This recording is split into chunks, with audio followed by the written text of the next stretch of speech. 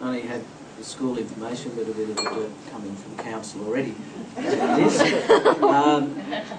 However, Liz has not only just been involved in school activities, we've also got Suzanne Jeffrey who's going to come up and talk to us a little bit about a very popular sport, netball, and Liz was involved in netball as well. Susie. Hello. Sorry Liz, I heard you growl there. All I know is the netball club has bred lots of chickens, and that's Charlene Smith and Julie Benny who said you can do it, Suzanne. So I don't know how I got that one, but anyway. I met Liz in 1997 when we moved to the Bega Valley, and it was really lovely to meet a person like Liz Seckolds. I joined the netball club, and Liz Seckolds was there. And as far as I know, if you wanted a job done, you went and asked Liz. Because she just put her hand up. She said, yep, I'll do that. And you thought, oh God, how's she going to fit in that with school and all the other stuff she had? But she did. In amongst all those jobs, we built those netball courts in Bega on chocolate.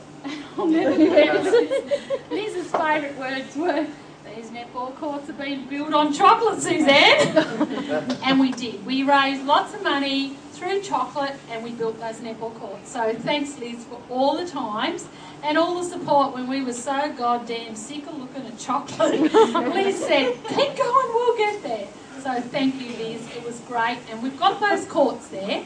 Sometimes I wonder if the new generation know what we went through. I don't think they do. But they're going to be very subtly reminded very soon on how those courts got built. True. Yeah. By me. Liz was a great pearl of wisdom.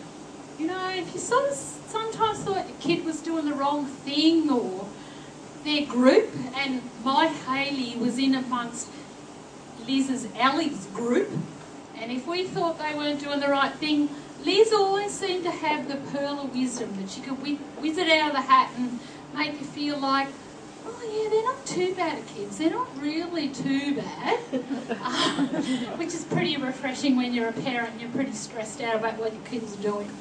So thanks for all those pearls of wisdom, Liz, because over at netball, Sapphire Coast, we seem to be dished up a fair few pearls of wisdom. So thanks for that. We appreciate that.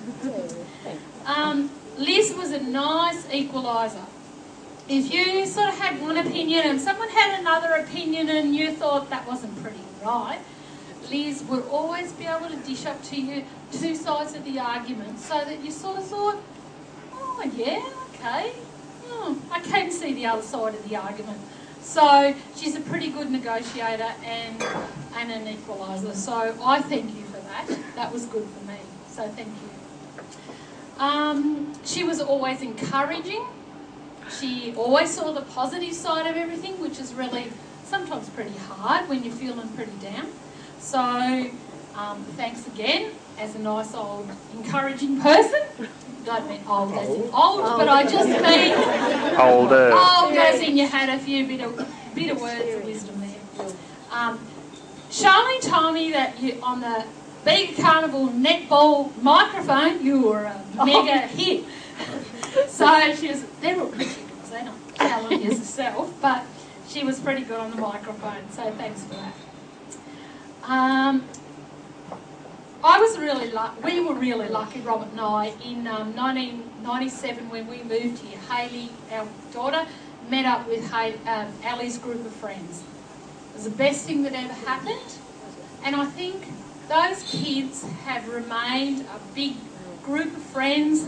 It's so lovely now in 2009 for Ali Seckolds to walk into your shop and say, hi Suze, I'm back for Christmas. And a kiss and a chat about what they're up to, where they are in the world, where our kids are up to in the world.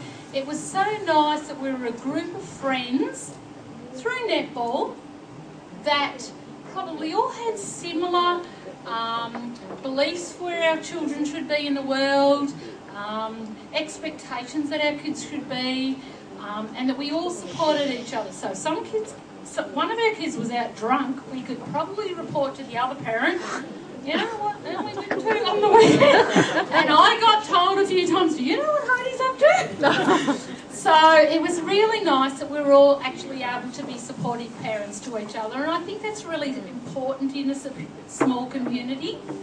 I can remember saying to Hayley, if you get up to something rotten, by the time you even get home in the morning, I'll know about it. So I hope it kept those kids a bit on the track, that they had lots of mothers and fathers looking after them. So thanks, John, as well as Liz, for looking after our kids. And I say that on behalf of probably about 12 or 14 girls and boys in our group. There were boys as well, and we kept them all on the straight and narrow, maybe. There were 50 or They weren't perfect. They did lots of naughty stuff. But we kept an eye on all of them. sometimes there were 50 to 60. There were probably 50 or 60, but we kept a bit of an eye on them. It was a tent city. Yeah. Yeah, exactly. And they always knew there was a piece of floor on someone's floor that they could go to. So that was really important. And also I remember with fond memories a Year 12 Parent Day that Liz had at her house. She had lots of mums and dads who were Year 12 parents the year Hayley was Year 12. And we all, the mothers probably drank too much. The fathers probably, I don't know what they did. But we had a great day. So thank you as parents, as netball parents and school parents, and there is life after just being a school teacher. Thank you.